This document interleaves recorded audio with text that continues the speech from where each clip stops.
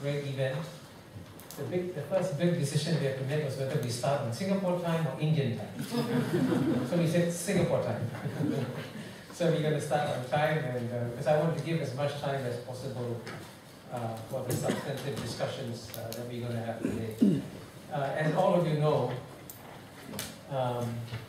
whenever I speak in the Lee Kuan Yew School of Public Policy, especially when Professor Prasanjit Dwara walks in, please come and sit down, is that I make 3 points. And my first point, I can tell you, is a very boring point. And the very boring point I'm going to make is my first point, is that we live in very significant times. And it's amazing as you wake up day by day how much is changing. I mean, literally a week ago today, I was in Paris. And I was in Paris on the very day when the European leaders came out triumphantly at 4 a.m. in the morning in Brussels and said, we have fixed the euro, we have fixed the world economy, world, please be grateful to us, we have rescued all of you. And then a week later, the Greek Prime Minister destroys it all. I mean, these are absolutely amazing times. You sort of wonder, what do you do? What do you decide? Is the world stable? Is the world unstable? What's going on? And in the meantime, I'm sure all of you with your magnificent investment portfolios are deciding whether to buy or sell or hold. But you can focus on all these things, or you can focus on the real, deeper and more meaningful changes that are taking place in the global landscape. And clearly, we have to focus on the deeper, more significant changes that are taking place. And that, frankly, the biggest story in the world is, of course, the story of the return of China and India. And I say the return of China and India because, as I always emphasize, from the year 1 to the year 1820, the 2 largest economies in the world were always China and India, but they went to sleep only for 200 years. And finally, they're waking up. And you can see that when they wake up, the whole world will change, and that's the real big change that is happening. And so all this brings me to my second point. To understand all these really big, significant changes, you really need a big, significant person to describe these big changes to you. And we are very fortunate at the Lee Kuan Yew School that the first Yong Chair, Professor T.N. Srinivasan, who's been here with us in January and will be with us till June next year, and who has produced this wonderful book, which I strongly recommend to you, which is launching today, Growth, Sustainability in India's Economic Reforms, in which, by the way, he does talk about comparisons of China and India, and today he'll be speaking more about it here also. And when I talk about China and India, I can say, as someone, again, who travels a bit around the world, that the story that everyone has heard about, frankly, is the China story. There's so much information on it, so much focus on China, and relatively speaking, frankly, not enough focus and attention is being paid on the India story. And this is why it's good that Professor T.N. Srinivasan has come up with this book. Now, I won't describe his distinguished academic career. He's come to us after being the Samuel J. Parks Professor at Yale. And for many years there, he received many awards from many parts of the world. I will just mention the most significant one, which is that he received the Padma Bhushan Award in 2007 from the President of India. In 2000, he was elected Foreign Associate of the National Academy of Sciences in USA. He is also a Fellow of the American Academy of Arts and Sciences, the Econometric Society, and the American Philosophical Society too. So you can see a man of many talents, and we're very grateful to TN that you've come to spend time with our school and to launch this book. Now, my third and final point is that we are especially glad that following his presentation, there will be a discussion first among the panelists before we open the floor to you. And we have 2 equally distinguished panelists. We have first His Excellency, the High Commissioner of India, Dr. Raghavan. He did his MA and PhD in history from Jawaharlal Nehru University before joining the Indian Foreign Service. And he's, of course, well versed with the affairs of the region and has worked on Pakistan, Afghanistan, Iran, and can tell us about the larger region too. Prior to his appointment as High Commissioner of Singapore, he served in Kuwait, in Bhutan, and I'm pleased to see the King of Bhutan is here today with his young wife, and London and Islamabad. And then, of course, we'll be joined by my distinguished colleague, Professor Kanti Vajpayee. And here, I just want to mention in passing, but also equally significantly, that Kanti Vajpayee and another colleague of mine, Professor Huang Jing, are also working on a major project on the implications of the rise of China and India. You see that the story of China and India is one of the key stories that the school is focused on and will be focused on in the coming years. In many ways, today's discussions is part of a much larger project. So with that, can I invite Professor T. N. Srinivasan to please make a presentation. Thank you, T.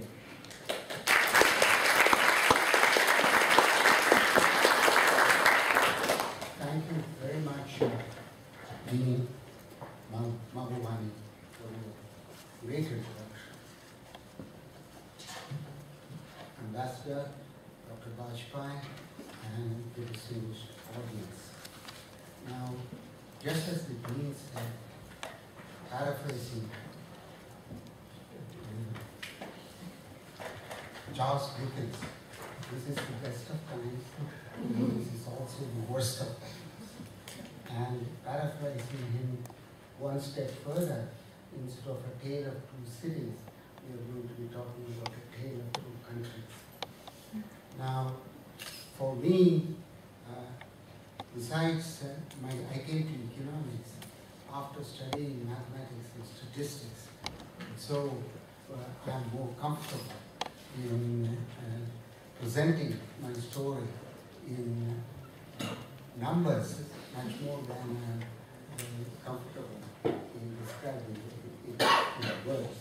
But I will do both. But before, so let me start. Remember that we are talking about two ancient civilizations. Now, depending upon where you start the count, 4 millennia, 5 millennia, you can go as far back as you want in dating the two civilizations.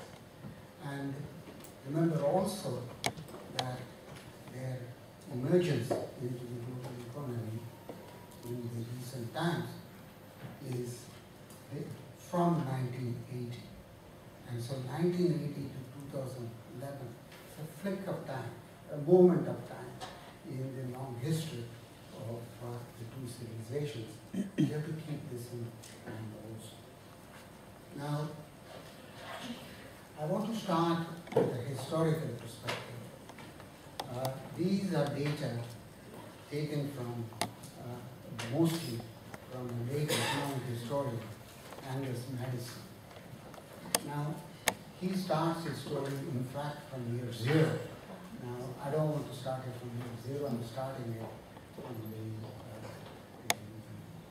just before the Industrial Revolution began to spread around the world. That's 1820. That's where I'm starting. You would notice China and India, $600 per capita in purchasing power parity in 1990, and India had like 3. The more important thing to notice is the share of the two countries in global GDP was close to 50%. These were the giants of the global economy in 1820. Now, there is another economic historian, Barak, who documents the industrial side of the story. And then again, 1820, India and China were the dominant industrial powers of the world as well. So if you run the clock all the way forward to 2040, which is based on the projection of another economic historian, Nobel laureate Robert Fogel, then India and China will be having 52% of the world's GDP with the through. So that means in some people's minds, they're just getting back to where they were. And the rightful place, as some might argue, India and China's rightful place to usurp by others in between. And that's a flick of India and China back where they were and where they should be in some ways of thinking about it. So that's one takeaway from this debate. The other takeaway is more interesting.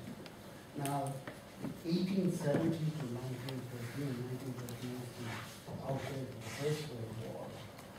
Was the period, the first wave of globalization, which Keynes in his book, Economic Consequences of Peace of Versailles, had spoken very eloquently about what came to an end in August 1913. So during that period, you notice India's per capita income increased from 550 to 673. China's barely budged.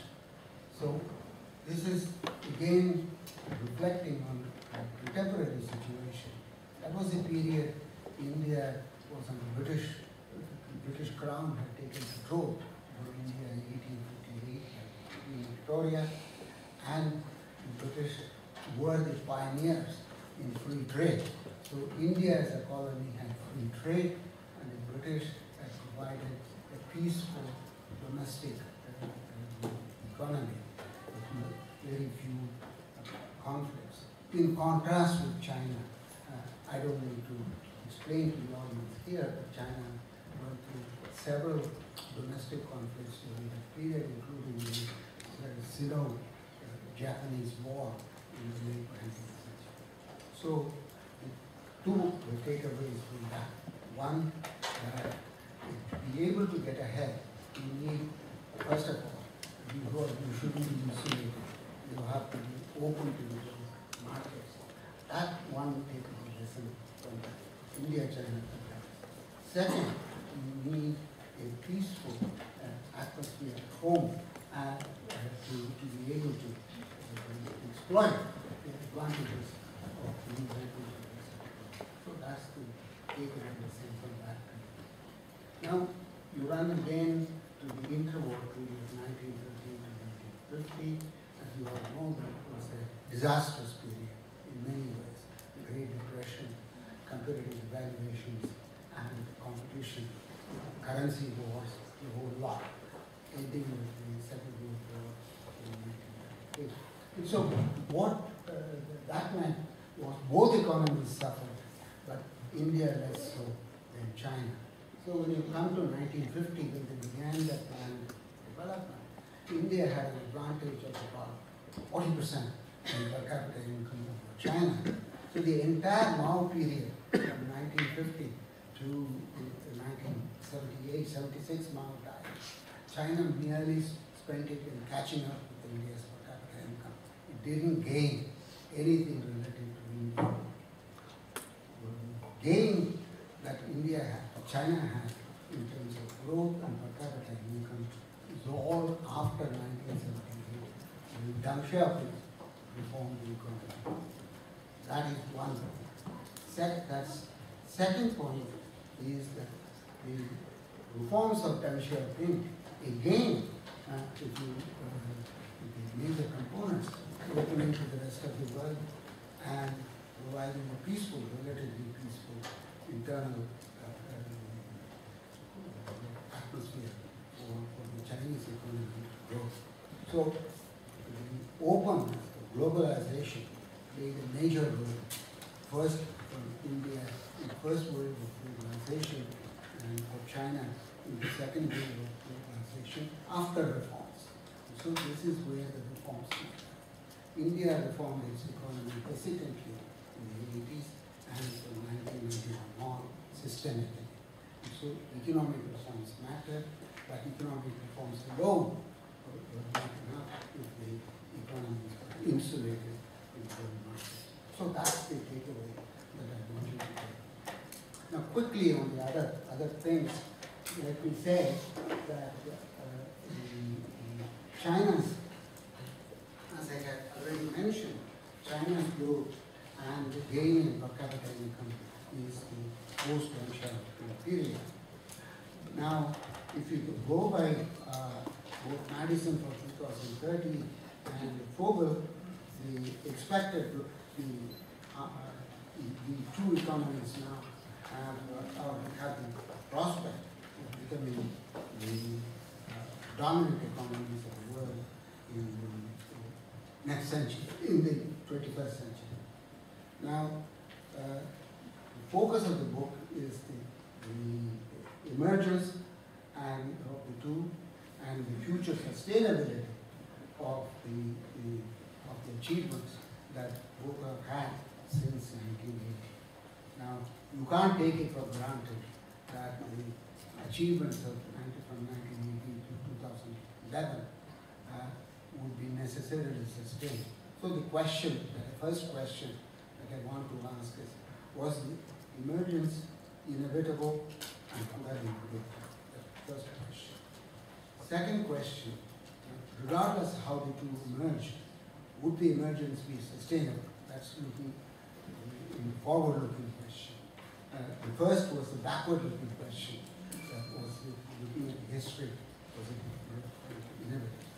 The third question is what I call as hysteria in the media and elsewhere over the emergence of the two as a global power. Now, is this justified? And in fact, we're trying to rope China into the net for rescuing Europe from its current crisis. Is this something that is justified, or is this something we have resources and we have the need and let's grab the resources? Or is there anything more to than that? Is a question that we have to focus on also. Now that's what we are.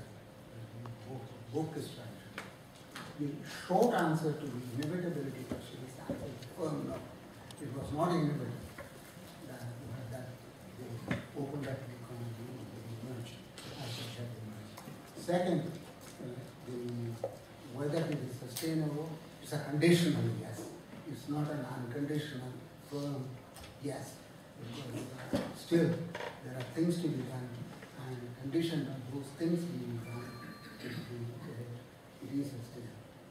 Last question, the one on the justification of drawing China into China and partly India into this financing the European mess is the answer is not so clear. Yes, it would be no, but I'm inclined to be no in that respect rather than yes in that respect. No, but I'm now arguing. Now, quickly, 2 or 3 points and I will stop. One is about the development strategies of the two. Both started at development around 1950. India's first plan was 51 to 56, and China, after the revolution in 1949, starts to develop. Both adopted the Soviet-style industrialization with heavy industry as the focus.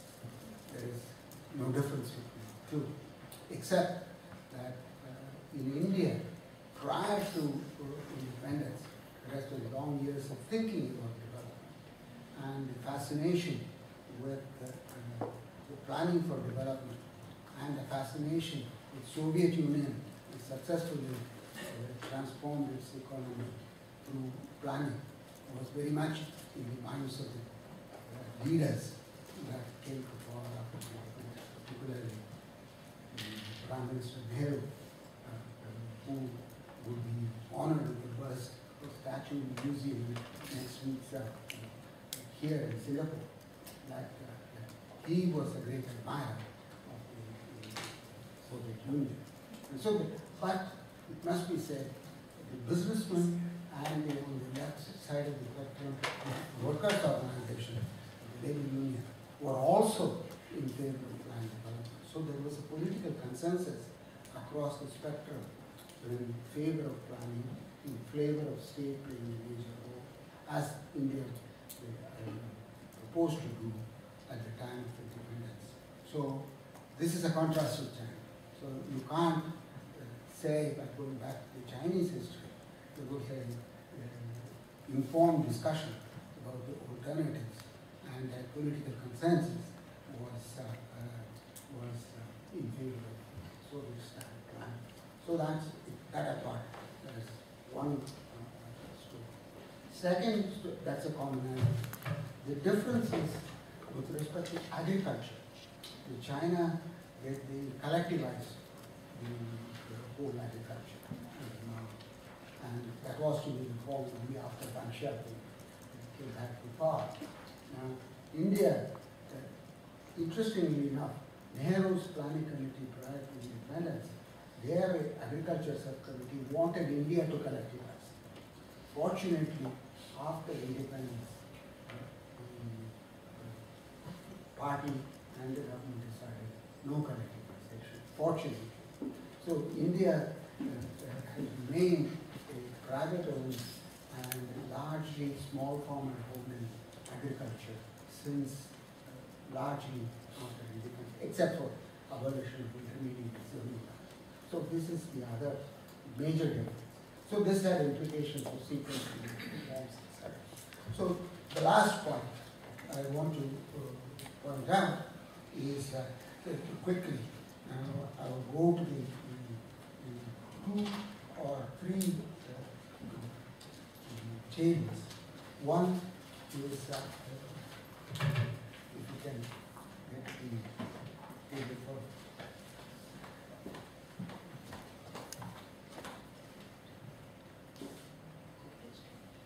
first table, table 2. Okay, there you are. 1950-80, there is not much of a difference in growth rate. 80 to 91, China is accelerated growth. India slowly catching up with China. But after the financial crisis, both economies are expected to slow down. So that's what this shows. So the takeaway is until the reforms, nothing happens. They're both sleeping. And the wake up happens only after reforms. Fully in the case of China, and partially in the case of India. Next slide.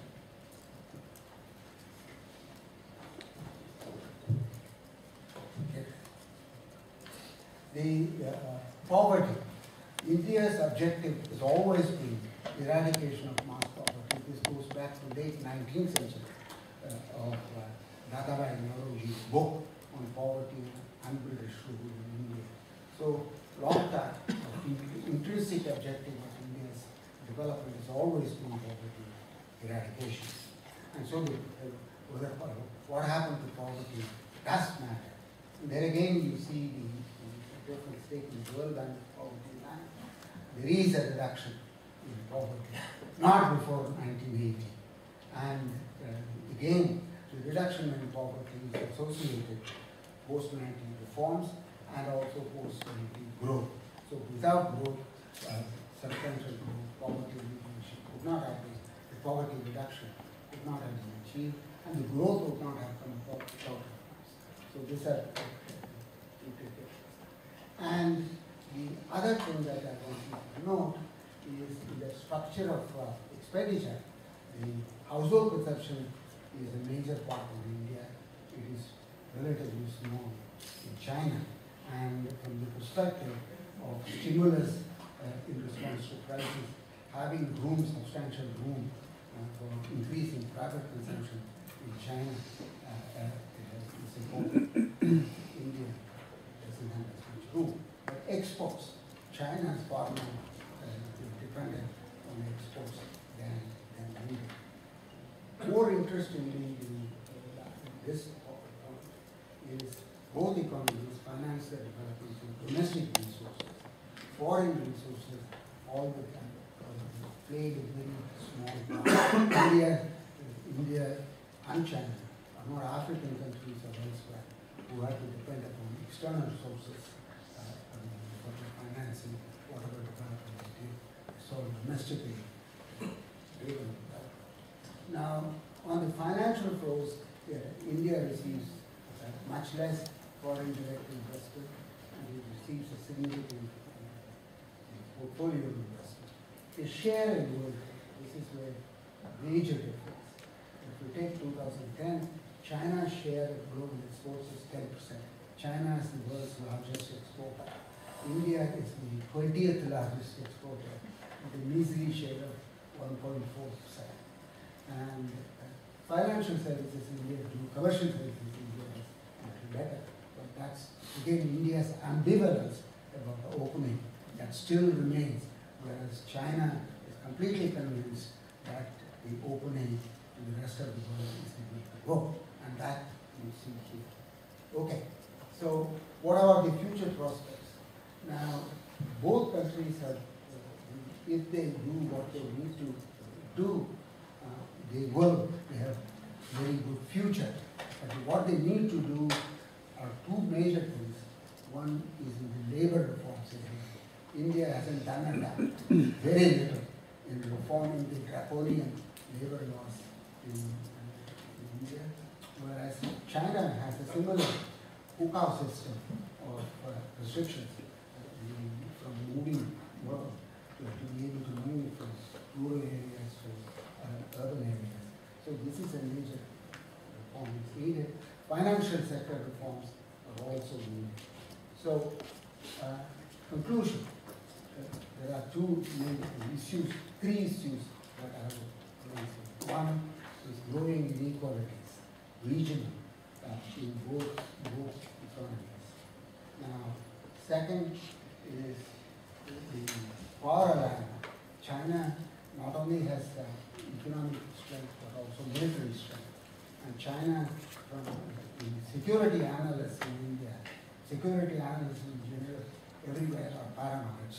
And that paranoia sees China using its sovereign wealth fund to grab India's strategic industries and they see threats everywhere. So I'm not a paranoid. So there may be security concerns, but not of that order.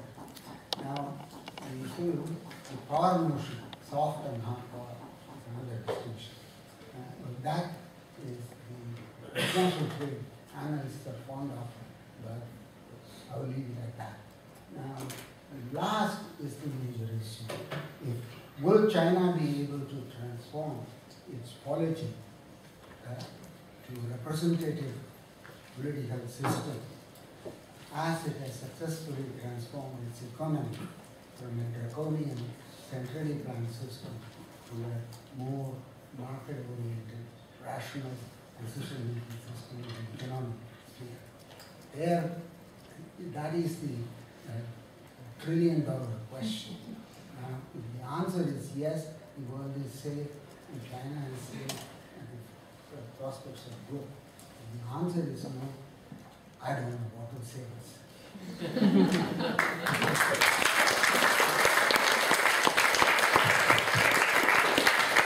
Thank you, Ian. Brilliant, and I'm glad we kept the time too. Well done.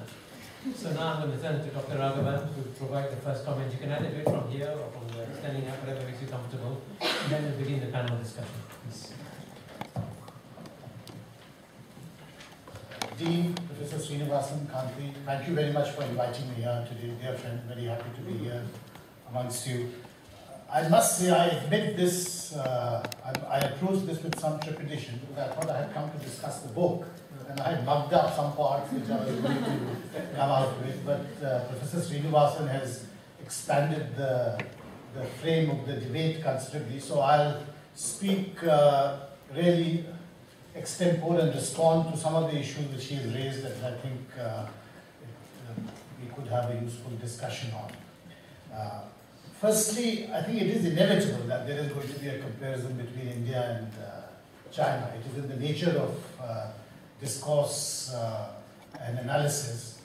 But it is useful to begin with the premise that this is not a zero-sum game. Now, of course, one can debate as to why it is not a zero-sum game, but nevertheless, I would begin with the premise that that what is happening in India and China need not be seen in the framework of a zero-sum game. Secondly, the question of discussing India and China together. The Dean had mentioned as to how there is much more discussion, much more analysis of China, not so much of India. But I would add a note of caution to that. I think the static from India's democracy also is overwhelming. And it does have an impact on this India-China comparison and the India-China debate. And it's useful to keep in mind that there is an overwhelming level of static from India. Thirdly, I think while certainly this debate has acquired a cutting edge in the last few years, it is not a new debate. When I was in university, and it was admittedly a left-wing university, but I remember having this debate all the time because Joan Robinson had written this book. That book was 10 years old by the time, or 15 years old by the time I was in university, but her debate on China's agricultural reforms and on the Cultural Revolution was something which was discussed a great deal. So the debate about India's developmental path and then the developmental debate changed into the reforms debate has always been held in India at least, and increasingly abroad, with one eye on China. But the point I wish to make really, that the debate, and this brings me to Professor Srinivasan's book, that the debate on the reforms agenda in India is essentially still a domestic debate. That debate takes place amidst a global audience, and what is happening in China, what is happening in Europe, gives it to a certain global participatory audience. But nevertheless, the framework of that debate is a domestic one. And many of the issues which are there in the book, and it's a wonderful book really to read, because it is both a treatment in terms of economic analysis, but also a very insightful study of Indian economic history in the last 40, 50 years. But it is very much an inward Indian debate in which other factors, whether it is China, whether it is Europe, enter only tangentially. What is interesting about the book, which I found very interesting, is that there are a number of counterfactuals which are posed in it from point to point. One of them has just been raised by Professor Srinivasan, but one counterfactual about Indian economic history relates to 1968, when really we were faced with a fork in the road and we decided to take one particular fork. And Professor Srinivasan asked the question, what if we had taken the other fork? I think the answer to that does not belong to the realms of economic analysis, but of political economy. And the difference between 1968 and 1991, when we took the other fork, was not because the economic arguments had become somehow more convincing or the economic agenda had changed, but because it was more because political economy had changed and the nature of the world around us had changed. So I think what is happening in India has to be seen in Indian terms in the context of the regional and international changes as we perceive them. I'll add by saying that Singapore is fertile ground for this debate to take place, and this is for three reasons. Principally because there are three layers which at least I encounter all the time. First is the financial, investment and business community that conducts the debate about India and China and Indian reforms agenda at one level. The second is the academic and the think tank universe in Singapore, and the Lee Kuan Yew School of Public Policy is a very prominent example of that. There's a second level of debate there. And the third is the diasporic and expatriate community in Singapore, where the debate again is conducted at another level. All these three different layers, I think, are informed very greatly by the static from India's democracy. And many of our judgments about what is happening in India are definitely colored by that static. It is inevitable, but it's useful to bear in mind. For instance, in the present juncture, there's a great deal of talk about the absence of decisive steps to take the reforms agenda further and faster. I think this question is posed in an abstraction. It is devoid, in fact, from the larger economic changes which are taking place in the international economy. One can quite convincingly argue that even if we had taken all the reforms steps required in the last 6 months or 1 year, the fact is there are certain changes in the world economy and the fiscal and financial crisis in Europe and North America, which would have had a very dampening effect on the Indian economy. I think it's useful to bear these characters in mind because, as I mentioned earlier, the static from our democracy is very strong. Thank you very much.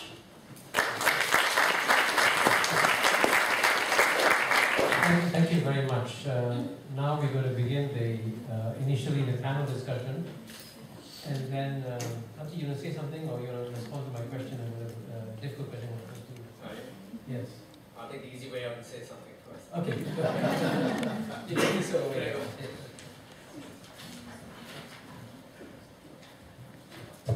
I'm going to make 3 points. it's a very bad habit. I know, it's catchy. But Kishore always has 3 points nested within the 3, so you'll have to give me that little leeway. But the first point I'm going to make is India is chaotic. It never seems to do quite enough. All kinds of political and economic and sociological crises, and many of them are ticked off in the book. The puzzle that's in my brain then is, how on earth, in fact, does it continue to grow at about 7 or 8 or 9%? And the counterfactual, which is, if in fact some of these problems were solved, what kind of growth rates could we in fact expect? So that's my first point. And allied to that, I have a point about China. I just come back from only my second visit to China in my life. And it relates to something that Tien said, which is about democracy and the opening up in China. And of course, I have a very limited sample. I had 5 days divided between Beijing and Shanghai. But I must say that thinking about openness and kind of pluralism in China and issues related to that, such as accountability and so on and so forth. The thing that struck me walking around the streets and looking at people there was how happy and well-adjusted and cheerful they all seem. And I wonder really how well we've taken account of the extent of satisfaction, citizen satisfaction with governance and the system. The static in China comes not so much from its democracy, but perhaps from its social networks. And I think we're investing a lot in some of the dissatisfaction that we see there. But in fact, if you walk around these 2 major cities, as I did over 5 days, I found a very normal, modern, urban society with a lot of people out in the streets enjoying the sun and the good weather and shopping. And I wonder whether we have enough of a grasp, therefore, of the way in which China's economy and its political system are slowly beginning to meet some of the other concerns of Chinese citizens. Their desire for participation, the responsiveness of government, and all those kinds of things that we associate more typically with democracy. So thinking through the possibility of democracy in China, I think is an underdeveloped area of scholarship anyway. My second point it relates to whether India and China can actually grow at these rates of growth, as Tien said, long into the future.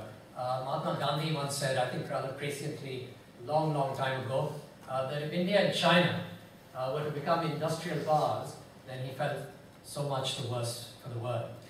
At these rates of industrial growth, consumption of resources, kind of polluting of the atmosphere that will be accompanied by it, is there really, historically, I mean, is this plausible? We have Surya Sethi in the audience here, who's done a lot of work on India's energy profile and on global energy issues. And listening to him a few months ago, it seemed to me that he presented, in effect, a rather gloomy picture of the sustainability of this model of economic growth for such titanic population. And if that's the case, then what is sustainable for India and China, commensurate with expectations and the needs of the global economy? The third thing I wanted to say is I'm going to be, I'll pick up on Tien's point, which is psychiatric or psychological one. And I'll play the role of the paranoid schizophrenic. So I'm a security analyst, and I think the paranoid case is a fairly easy one to present, so let me present it very quickly. India and China economic growth at these rates mean that at least three things will happen. The first will be that economic growth will translate into military power, and we're already seeing a fair amount of military modernization. Economic power is fungible and quite easily translates into military power. And India and China have been the biggest importers of arms over the last 5 to 7 years. The second thing I think that happens with that is that economic growth turns into a greater international ambition. Countries that are big and industrializing and have lots of guns think that they have a place in the sun and want to shape the international system in ways that they prefer. And I think the third thing that Tien alluded to is that with economic growth, we can see an increase in demand for 4 strategic resources: food, water, energy, and rare earths. And I think we can already see elements of competition between the two countries on all 4. I won't say much more about it, leave it to the Q&A. That's the slightly paranoid part of, I think, as we look into the future of India and China. I think a bit schizophrenic though, because I see also the possibility of cooperation between the two. And the High Commissioner spoke about the static and alluded therefore to, in a sense, to the stability also that in fact on the ground exists between the two.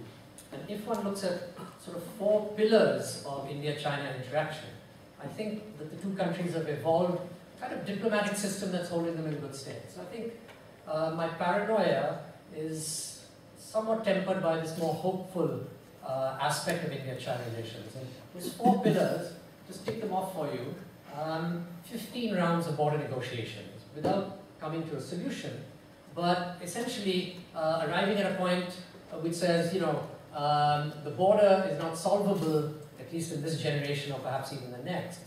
Let's at least agree that these are the broad principles along which a border settlement will be reached.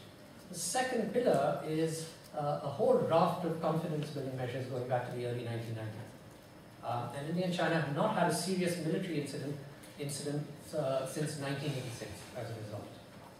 The third pillar is an important one as well, which is the deepening number of contacts between the highest political leadership, so that these people know each other personally now. Foreign ministers, premiers, and presidents have met more times in the last 10 or 15 years than in the previous 50 years, either in bilateral discussions or on the sidelines of other meetings. And the last point, of course, Tien's made, the fourth pillar, is trade. Bilateral trade has gone from $200 million about 20 years ago to 60 billion at last count. I mean, that's a 300-fold rise in trade.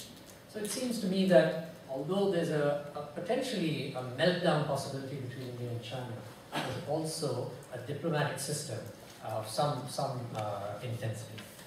So let me just stop there. Thank you very much. And now we begin the great debate and discussion. And I'm going to start it by asking hopefully a difficult question to all the 3 panelists. It's a hypothetical question, but I think behind that hypothetical question, there may lie actually a deeper answer to what really is changing. And the hypothetical question I have is that, I mean, it is very fortunate for China that after Mao Zedong died, Deng Xiaoping emerged. I mean, but that could have been totally an accident of history. It is conceivable, in fact, Mao was trying to stack the odds in favor of Guo Feng and his wife continuing, and we could have had, it's not a remote possibility, we could have had 30 more years of Maoist rule from 1978-79 to now, okay? And China would have continued growing as a state plan economic growth and whatever, so on and so forth. Now, if that had happened, I say the chances of it happening at least of 25-30%, would India have stuck to its centrally planned economics? Or would India have opened up if China had not opened up? Of course, it's a hypothetical question, but then behind that question, what I'm really asking is, did China actually play a major role in opening up the Indian economy? So, question to you, Tien, Dr. Raghavan, and Tansi. I have tried to answer that question about my book. Two events in my view happened in 1991, which made India move decisively in reforming the economy. One is the fact that India's model for planned development, namely the Soviet Union, had collapsed and demonstrated that way of economic management is not at all viable. Sorry, Yeah. So that's one. Second, after had China not opened, had Deng Xiaoping not happened, and China not opened, the other reason which I offer may would have been less relevant. The other reason is from 1978 and 1991, China had grown very rapidly, whereas India had not. And the second, China's growth during that period, it had not yet become a member of the WTO. Nonetheless, in the global trade, in labor-intensive manufactured goods and so on, China's share had increased rapidly, and India's stagnated. So, the not going back to the business as usual was no longer an option for India. After these 2 years, your more interesting question, that is where the democracy started, what Raghavan described as a status comes in. What is Deng Xiaoping an accident, or is the system changed so that the accident of Deng Xiaoping being purged, Deng Xiaoping-like leader being purged and being replaced by someone like Mao or someone like his wife of the Ganga 4 coming back, you bet that the chances much less now. Now, my cautious answer is probably much less. For 2 reasons. One is Chinese population having experienced disasters around. They are not, their appetite for that kind of regime has no longer there. Second, the party itself seems to have performed. If you go by Manjaba rather than India, as the person who changed the thinking of the party, that is also. So my answer is China probably reverting to that sort of situation.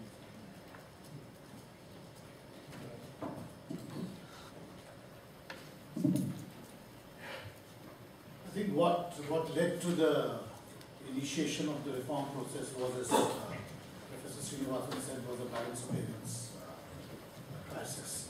It is true that through the 80s there was a great deal of discussion in India about the older model in terms of planned industrialization having reached certain limits and policy changes were required. But it was the balance payments crisis, plus the fact that the Soviet Union was no longer available as a reliable trading partner, which led to the structural adjustment program of the IMF being accepted.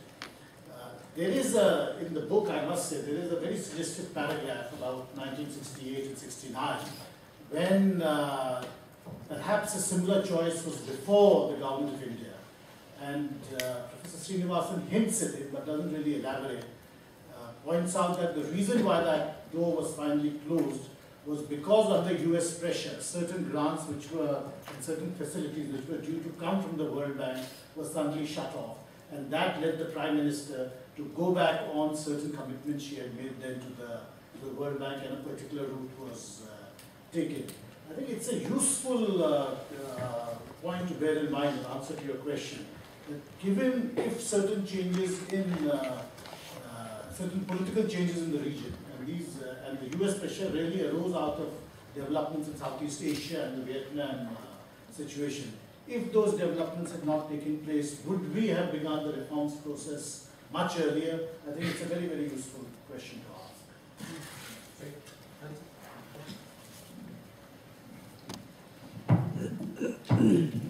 I remember being around in Delhi in those days, and two things at least struck me. One was that with China's rapid economic growth, there was certainly a discourse about how a resurgent China, a growing China, posed a security threat to India.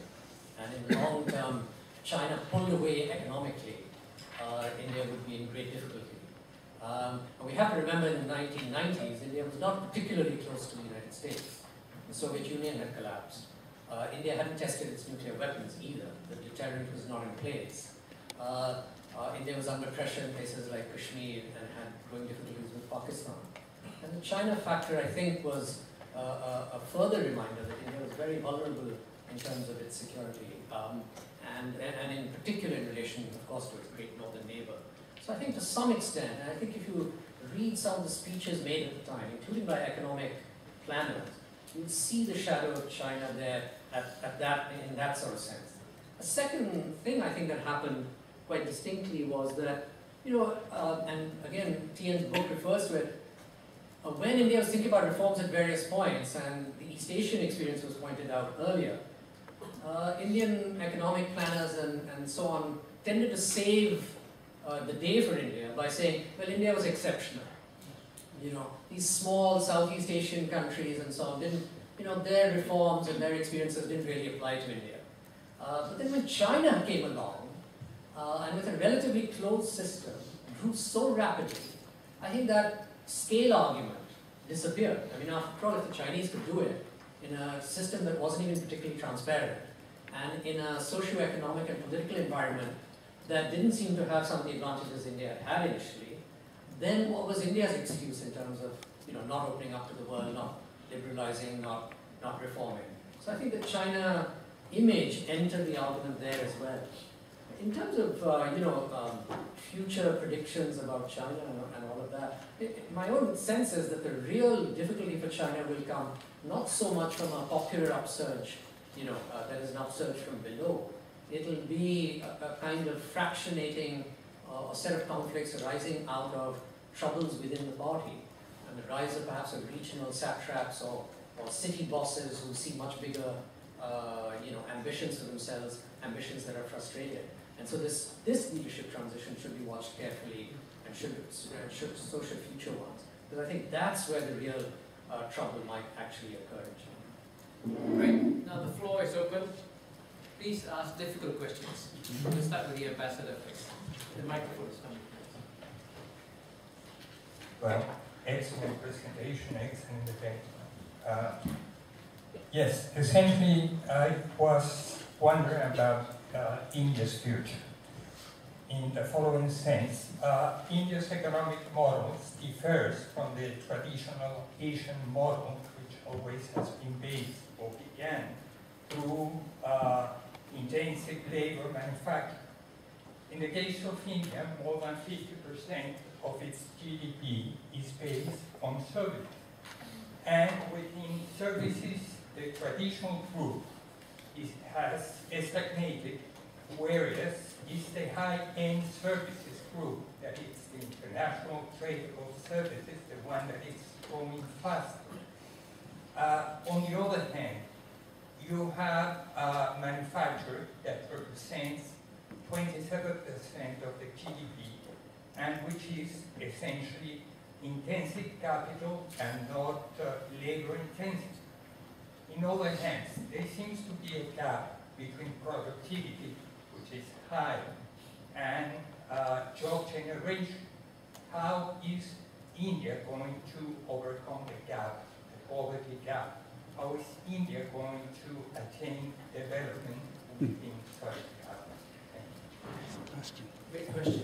This is a very, very good question. This is in part addressed in the book. Now, why did India ignore lessons historically in developed countries transform their economy only through the stage of initially transferring workers from low productivity activities to higher productivity activities in labor-intensive manufacturing, textiles, and so on. India missed that boat. Insisting on the heavy industry strategy by Pung. In contrast with China also, post-reform China, one of the major elements of post-reform China is the foreign direct investment in labor-intensive manufacturing, drawing on the experience and also investment from Taiwan, from Hong Kong, and other East Asian countries which have prior experience in exporting labor-intensive manufacturers to the rest of the world. So they're transforming China into an export country and moving workers away from low productivity activities in agriculture and elsewhere to higher productivity activities went hand in hand. India declined both. Foreign direct investment looked at suspiciously over the period until 1998 reforms. The second thing is labor-intensive manufacturing was not given a priority at all. So there is a table in my book which the 27% you mentioned is the industry. Manufacturing is much lower within that industry component. The service component which you mentioned is also very important. It's a head grab bag. It consists from essentially low productive service activity, household services, and some government service also. It produces nothing, more or less. That one component of services is that. Now the component that is growing, which is IT related, is still not the dominant part of services, and is not the dominant part of the economy either. So to think as if we can transform the workers from agriculture and primary activities, which is close to 60%, into these high-tech service activities is surprising. So unless one were to think how to retrace what we didn't do and do it better this time, I don't see a way of bringing about what you say rightly is needed. You need to add before you get more questions. It just struck me that in your book, and generally if you hear what's going on in India now, the whole agricultural sector seems to have kind of dropped out of the kind of consideration it deserves. I mean, given the amount of employment it generates, and it's still a fairly large place in the Indian economy, and many of the things you mentioned, it seems to me, things ahead of us, dealing with the size of holdings, title over land. Do we need another agricultural revolution like the high-yielding varieties revolution of the 1960s with the package of high-yielding seeds, irrigation and fertilizer and credit? What's the position of credit for agriculture today? New investments in irrigation, soil conservation, pricing of electricity, the role of subsidies which you turn to in the book. I mean, and also a point that I thought you didn't mention or say very much about, but in a sense the commercialization of agriculture, that is bringing the retail sector and so on into agriculture, that seems to be a way forward. That's value-added agriculture. It seems to me a lot more attention has to be paid in addition to the manufacturing sector to the agricultural sector. Yeah. I can see lots of hands already. There are three very high-powered questions in this corner. Peter, fellow from European Union, and then Ambassador Kesavapani, and then Gopi, and then we'll come through the rest. We'll take all three first, if you don't mind. Go ahead. Okay. Thank you very much. I will have one question which I'd like to ask both the High Representative and our professor to answer if possible. It's a question about the future, and the question goes towards the area of the externalities, of the impact of the economic growth of China and India, and what impact should this have, or could be expected, or would be desirable from your perspective to the global economic governance. So there are two countries whose role will be bigger in future. How it should change or will change, in your view, the economic governance at the global scale? We at ISIS are scratching our heads as to what Southeast Asian countries should do in the rise of the two powers. Exploit. Where do we easier said than done. Because at a recent seminar in Beijing, the Chinese pointedly asked if there was a conflict between the US and China, where would ASEAN stand, or where would Southeast Asia? My question is, in the event ASEAN or Southeast Asia has to choose between India and China, not in terms of a conflict, but in terms of a general production network, in terms of where do you pitch your tent, or how do you move towards? That's the question. Okay, and Gopi, then three good questions. Impact of global economic governance, Southeast Asia to China, India, and there are several inconvenient truths about global warming, but I want to focus on one inconvenient truth that is relevant to today's discussion. Even if the United States and European Union were to reduce reductions of their emissions or even make it close to zero, it is going to be meaningless if China and India continue to grow at the current rate. In fact, it's estimated that China's emissions will be greater than the combined emissions of the rest of the world if current trends continue for the next 10 years. So my question is, if China and India become under intense pressure from the international system to reduce emissions, what are the implications for the growth of China and India? okay, should we go the same order or different order? No. Let's give the High Commissioner. Since you didn't ask them, that's the first time. I just wanted to add something to what you said in response to the earlier question. Firstly, I think the manufacturing share of the GDP has to be increased. There's a new manufacturing policy which has just been announced by the government, and the idea is to take the share of manufacturing in the GDP to about 30 to 35% from less than 20, which it is presently, and everyone feels that is too low. But the point I wish to make really about India is that you see, the debate about development in India has always been accompanied by a debate about empowerment. And this is at all levels, which has meant that your traditional factors of production, which is land, labor, and capital, are not mobile.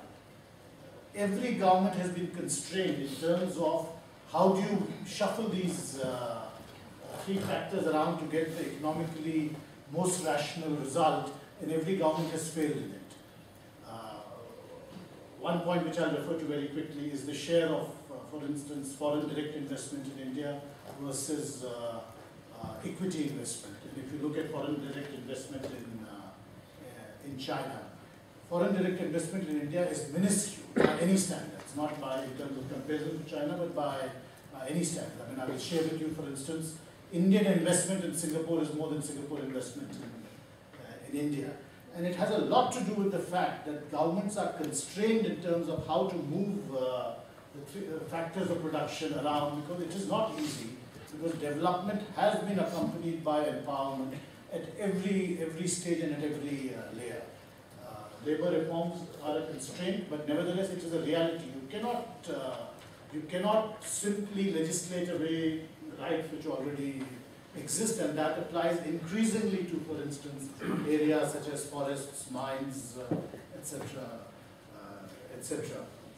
On the question of the impact of the growth of the economies of India and China, I think in India it's not a scientific debate at all. The numbers may add up elsewhere, but they don't add up in India, because we have huge thermal resources. We have 400 million people without electricity. It's very simple. There is no government which can come in the way of using thermal power to generate electricity for people, regardless of whatever may be the other consequences. I think whatever adjustments, whatever calculations have to be made will have to take this into account. Actually, you want to answer the question, should Southeast Asia to China or India? Yeah, well, I would say non-aligned, which is a good Indian answer.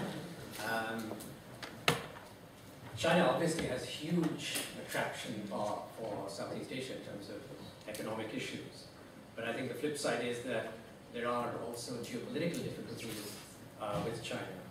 On the other hand, with India, you know, the economics don't quite add up as strongly, but you don't have territorial or other quarrels with India to any great extent, I think. So a safe bet would be, you know, as ASEAN has done so brilliantly, which is in comparison, let's say, to South Asians, Southeast Asians have invited all the great powers into their backyard, tried to balance them off, promoted norms and ways of doing business between states that really enmesh everybody in a kind of lattice work of norms and institutions. So I think, frankly, ASEAN has kind of got it right. I would just stick with that approach.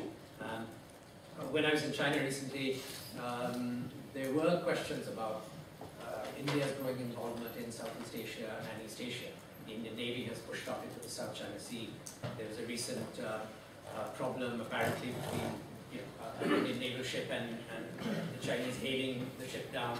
And the media, as you pointed out, blew it all out of all proportion. It wasn't a very serious problem. But India's role in East Asia and Southeast Asia is still fairly limited. Its naval presence is growing but pretty modest.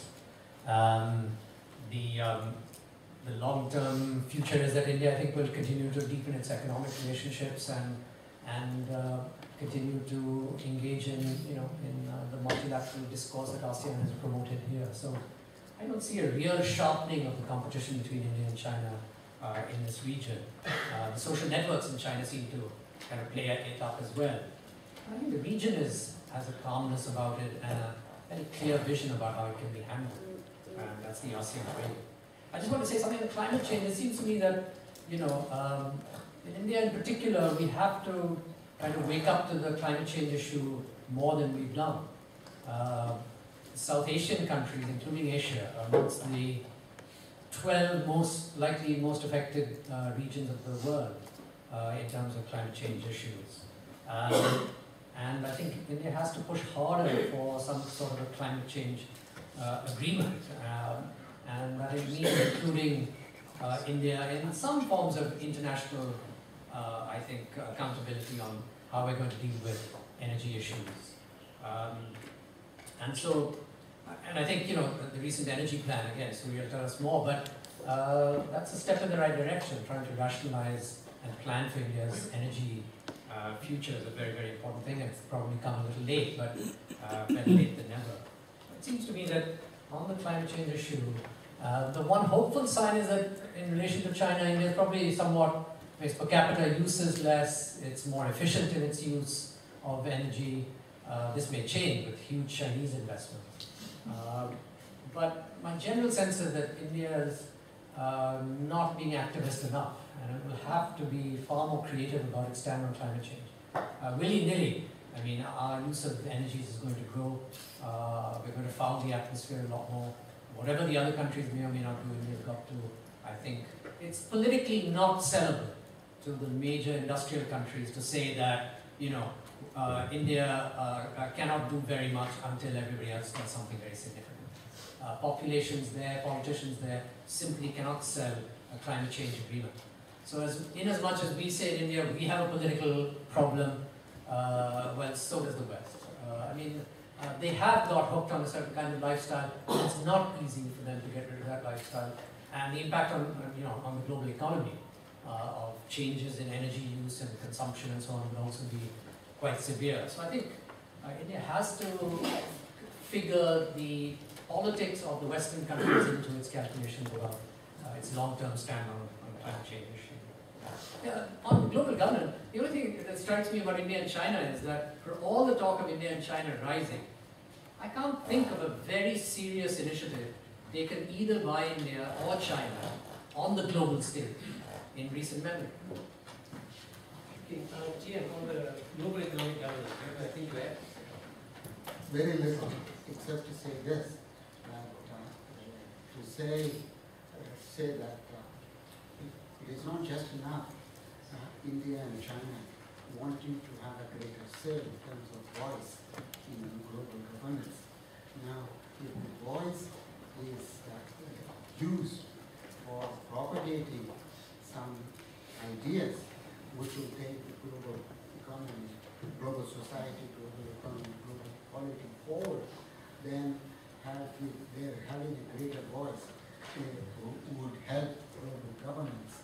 Now, going by what little I have seen of the G20 experience, I'm not at all encouraged that having India in the G20 or even China in the G20 has made the global governance decisions any superior to what they were anyway. So this is it's a much more complex. That is also related to one of the issues the High Commissioner raised. This is about the debate in India about all this has been purely internal. That again is a perception. India is sui generis. We don't have anything to learn from anybody else, and everybody is irrelevant, and so we have to find our own ways of doing this. I'm exaggerating a bit. That's the thinking that has gone on, and there is an ambivalence about the rest of the world in India. On climate change, again, one way of thinking about it is to say, let's look at what would be the most cost-effective way of reducing emissions. The best way of reducing emissions is through India and China doing something, so be it. But then the associated transfers. You don't want to reduce the growth of India and China if it is going to have an impact on the poverty alleviation and other important things in India.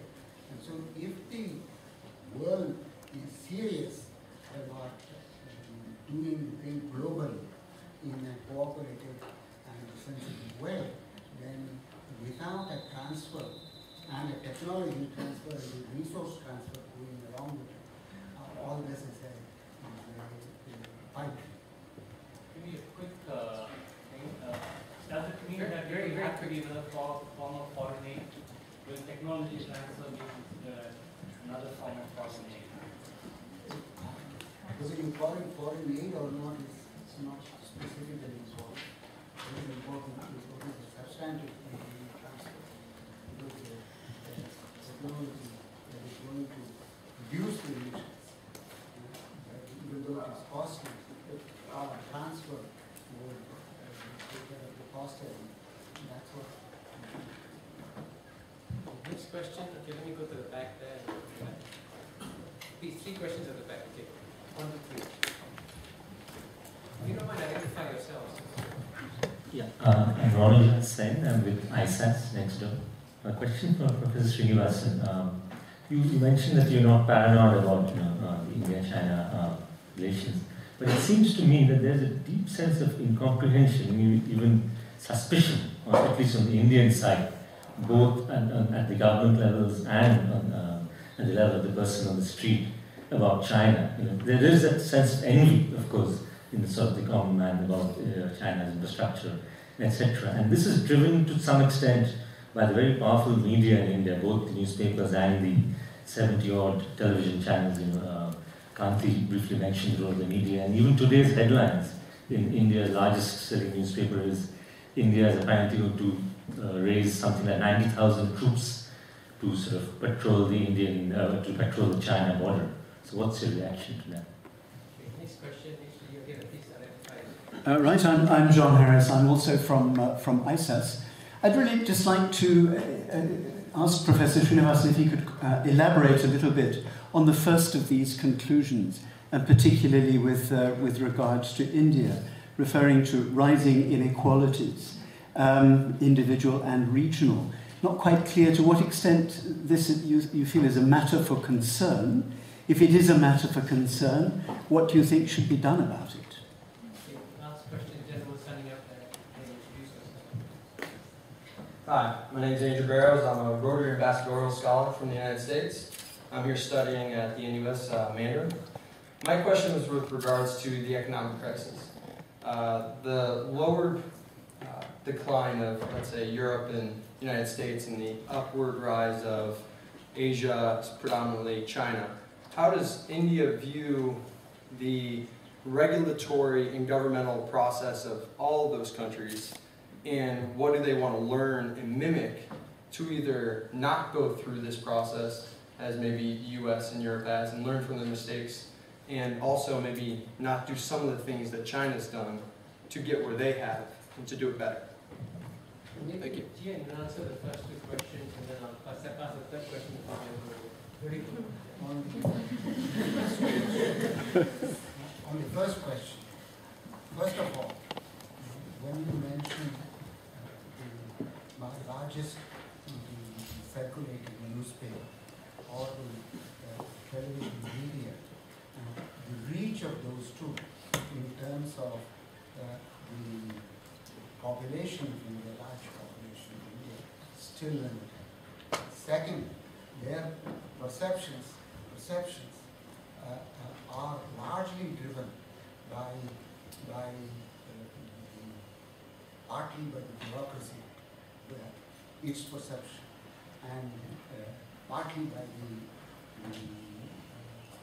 the English literate, the columnists and the writers and so on.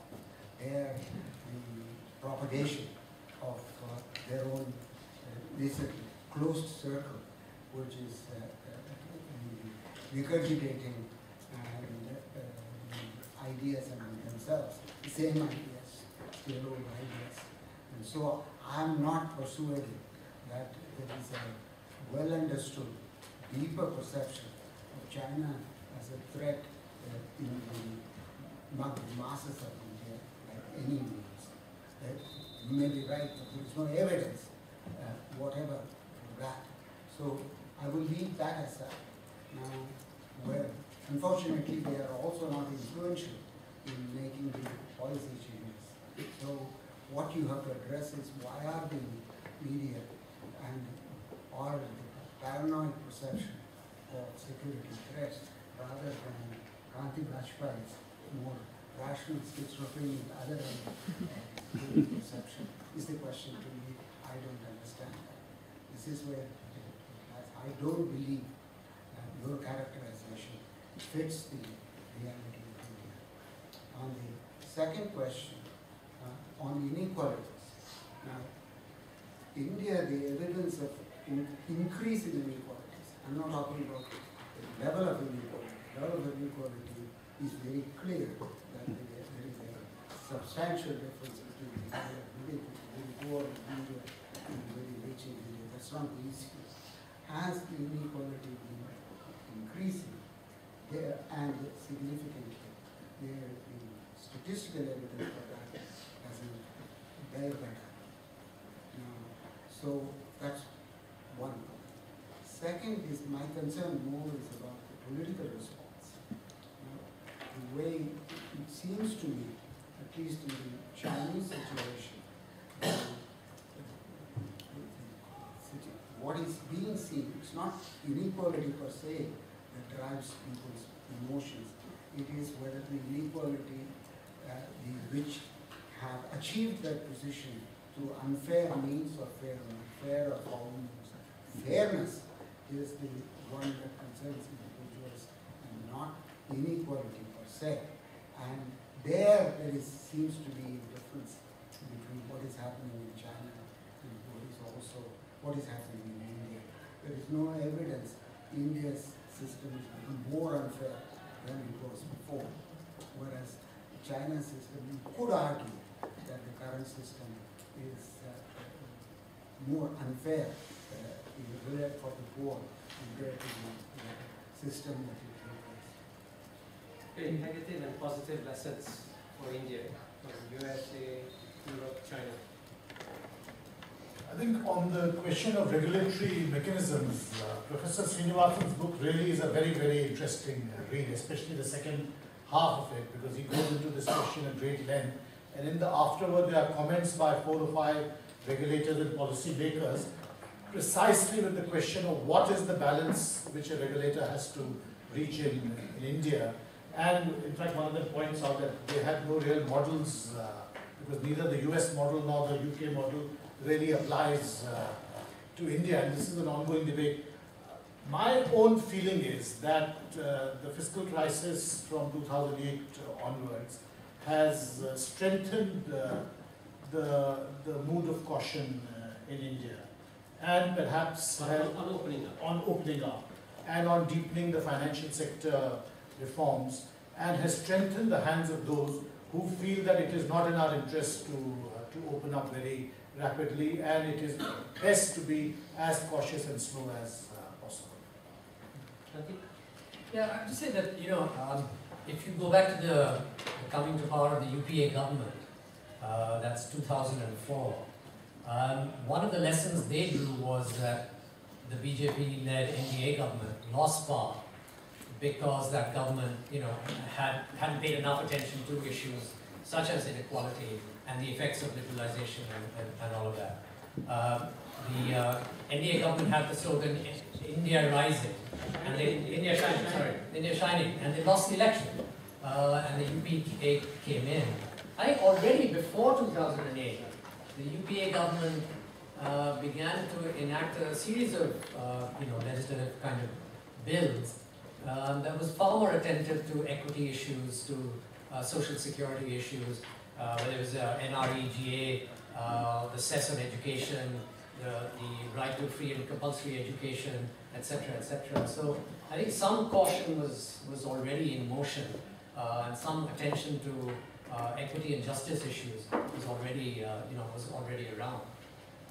On the China issue, it just seems to me that the media has played a huge role in sharpening issues, but probably central is the fact that when Indians look out, decision makers, the Indian middle class, the media, and they see a China which is, has a GDP 3.5 or 4 times India's size and growing even faster than India, at India's highest rates, the gap may be growing rather than abridging itself.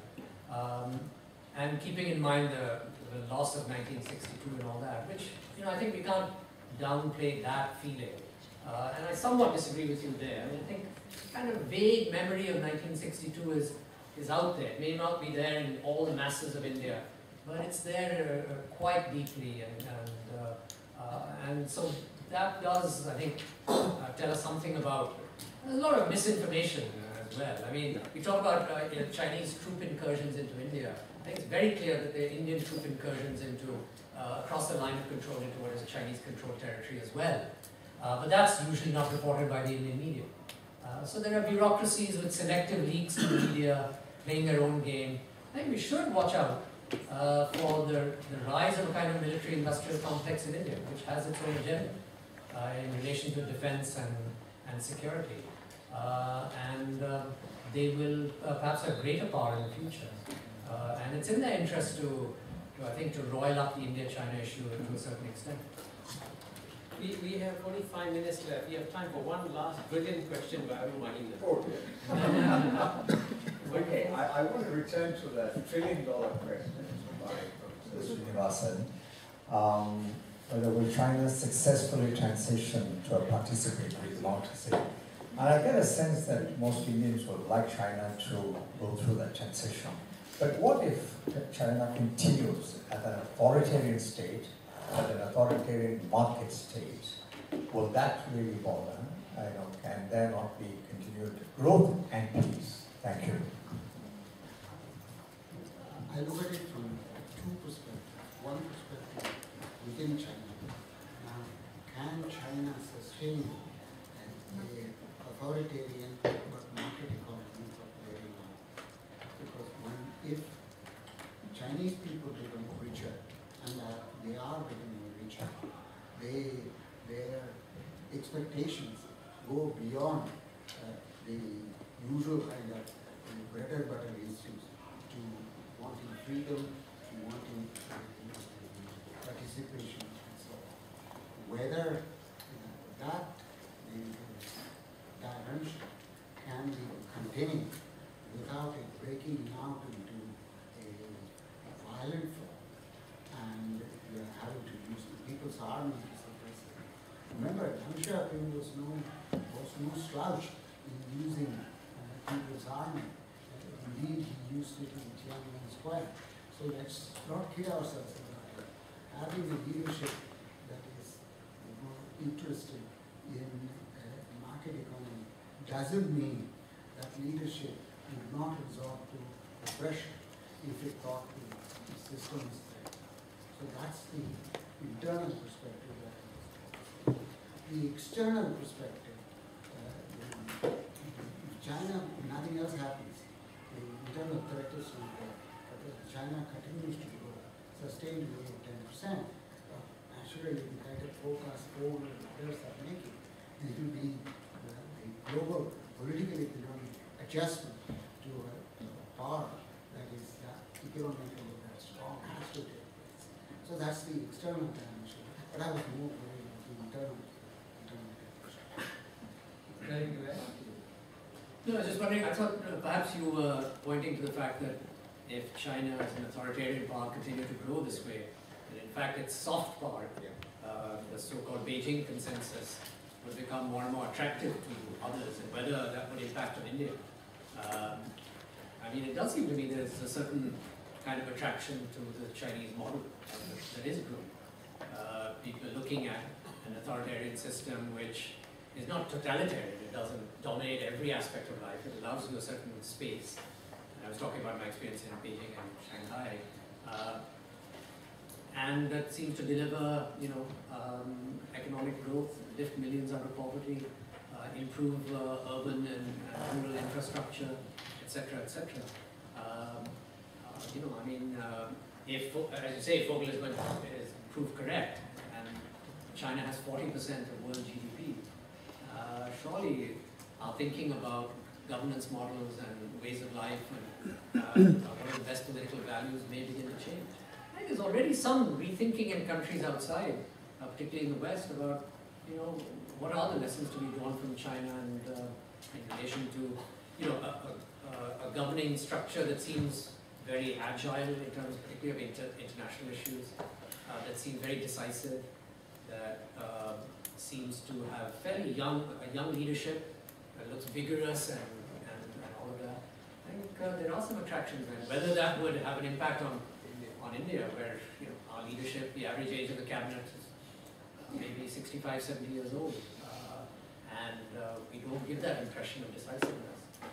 India has its own strengths and very important lessons to be drawn from the Indian model, but whether Indians reflecting increasingly on this growing China, will wonder about whether India's taken the right road.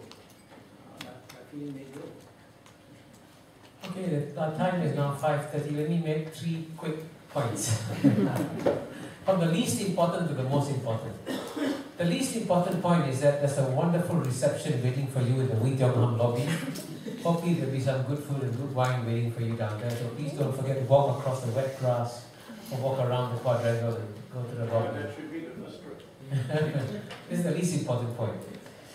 The second point is that, as you can see, that we have just begun the discussion on China and India. We've obviously covered many, many important points, but I guarantee you that the story of the return of China and India will be the big story for the rest of the 21st century. And I guarantee you that for the next 90 years, the Lee Kuan Yew School of Public Policy will continue to organize discussions on China and India. This is the first step of what, as Chairman Mao would say, first step of a very long journey ahead. And my third and most important point that I want to emphasize to you all is that this book is on sale. It's on sale, I believe, in the lobby. And to understand why this book is so important, let me just quote from an economist who's almost as eminent as TN, and his name is Professor Jagdish Bhagwati. And let me read what he says. He quote, T.N. Srinivasan is one of the giants in economics today. He is also a pioneer of the Indian reforms. This combination of achievements qualifies him eminently to write with insight and authority about Indian reforms, their history and their future. This book is to be read and savored. So please buy the book. Thank you very much.